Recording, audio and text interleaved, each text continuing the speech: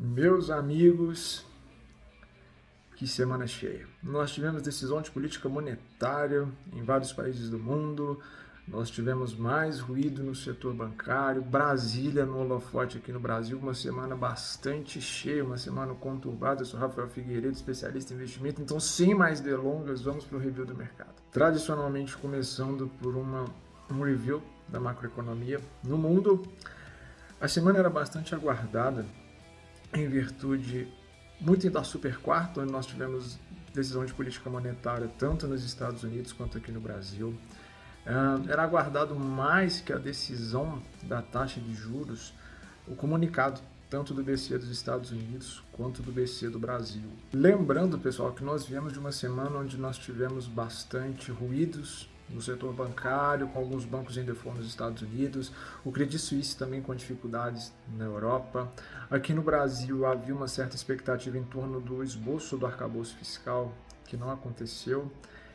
Então foi uma semana bastante cheia de informação, mas principalmente ligada à política monetária, ligada a bancos centrais.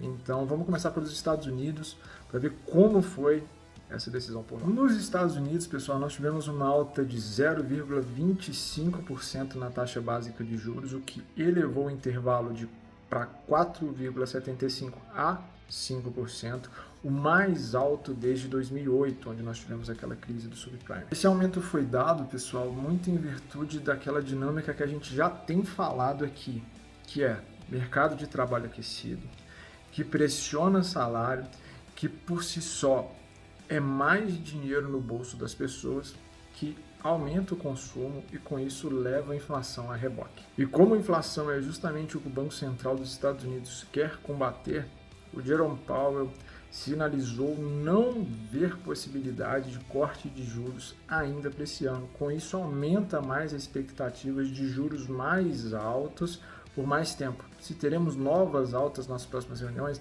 acho que a gente vai ter que esperar mais dados de mercado de trabalho, dados de inflação, para a gente ter essa visão mais clara. Mas o certo é que o Powell já sinalizou que não teremos cortes esse ano, em contramão do mercado, que já está sinalizando cortes para o segundo semestre. Então agora a gente volta àquela dinâmica de queda de braço entre Jerome Powell e o mercado lá nos Estados Unidos. Também bastante importante a gente falar que nós tivemos a Janet Yellen, a secretária do Tesouro dos Estados Unidos, palestrando ali para o Congresso, tentando acalmar a preocupação em torno do setor bancário, a desconfiança que pairava por lá. Falando em Europa agora, depois do Credit Suisse, nós tivemos o banco alemão, o Deutsche Bank, trazendo mais incertezas em torno do setor bancário no mundo, depois de tanto aperto monetário que a gente está vendo. O CDS do Deutsche Bank, o CDS é basicamente o risco de crédito de um banco, teve uma forte alta durante a semana, o que pressionou as ações do banco, que sofreram uma forte queda durante a semana. A gente tem que acompanhar isso com bastante atenção, pessoal, porque claramente o setor bancário no mundo todo vem passando por uma crise de credibilidade, uma crise de confiança. A gente tem que acompanhar a evolução disso para que realmente a gente possa se preparar para um possível evento sistêmico. Longe disso estar no radar agora, mas claramente o setor bancário passa por uma crise de confiança. Vamos ver como as autoridades, tanto nos Estados Unidos, na Europa, na Alemanha, vão lidar com isso para acalmar o mercado e os depositantes, né?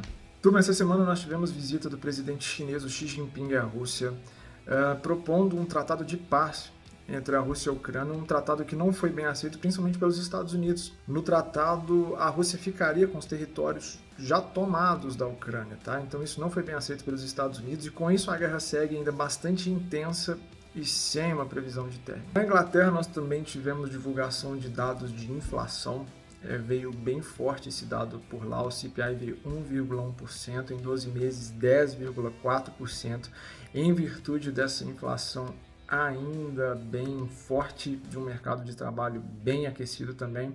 A taxa de juros por lá subiu 0,25% para 4,25%, a maior taxa desde 2008. E pessoal, para a gente exemplificar também essa dinâmica de volatilidade no mercado, na semana passada nós falamos da queda do preço do petróleo, já nessa semana nós tivemos uma alta de 4%. Isso mostra de uma forma bem clara como os mercados estão voláteis. Agora falando de Brasil. No Brasil, nós tivemos a divulgação da taxa de juros. Conforme esperado, a taxa se manteve em 13,75%, mas o que veio com os comunicados é o que movimentou o mercado. O comunicado do Copom veio bastante duro, tá? Ele disse que os passos futuros da política monetária poderão ser ajustados e não hesitará em retomar o ciclo de ajuste caso o processo de desinflação não transcorra conforme o esperado. Ou seja, tá? Ele deixou a porta aberta para retomar o ciclo de alta caso seja necessário e sinalizou não ver espaço para cortes de juros a não ser que o arcabouço fiscal e que a queda na atividade econômica aconteça. Como vocês podem imaginar, isso não foi nada bem digerido pelo governo, onde nós tivemos falas do presidente Lula e do ministro Haddad também falando sobre isso. Vamos a elas. O presidente Lula disse que a história vai julgar a decisão do Copom e que não há explicação no mundo para a taxa estar em 13,75% aqui. O ministro Haddad foi na mesma linha e disse considerar preocupante a decisão do Banco Central brasileiro. Em compensação, o presidente da Câmara, o Arthur Lira, ele teve um discurso um pouco mais conciliador, em tom mais ameno. Ele disse que o projeto do arcabouço fiscal tem o respaldo da Câmara, mas que o Copom não poderia ter tomado quaisquer decisões com base em um texto ainda não apresentado. Então permanece a incerteza, pessoal, aumenta muito a expectativa em torno do arcabouço fiscal. O arcabouço fiscal vai se tornando uma peça-chave na política monetária brasileira, para a gente ver que rumo vai tomar o fiscal do país para dar um respaldo para o Banco Central, talvez cortar juros no segundo semestre. A nossa bolsa sentiu bastante esse ruído, essa questão de Brasília ali no holofote. A bolsa na semana caiu 2,29% na quinta-feira, um dia depois da divulgação da taxa de juros, e na semana ela caiu 3,09%. Isso fica bem claro, turma, que enquanto a gente não tiver uma sinalização bem clara de cortes de juros aqui no Brasil, dificilmente ativos de risco vão performar, tá? Essa enorme quantidade de incerteza é um combustível perfeito para a volatilidade. Para agregar um pouco ao portfólio de investimento de vocês, eu quero deixar aqui agora um gráfico da descorrelação do dólar com o Ibov. Se vocês observarem no gráfico, os dois andam em caminhos bem distintos, o que faz com que o nosso portfólio ele reaja melhor à volatilidade do mercado, tá? Essa descorrelação entre Ibovespa e dólar traz um benefício positivo para o portfólio. Então lembre-se da importância da diversificação e da importância de ter parte do seu patrimônio dolarizado. Por essa semana é isso, pessoal. Muito obrigado, fiquem com Deus e tamo junto.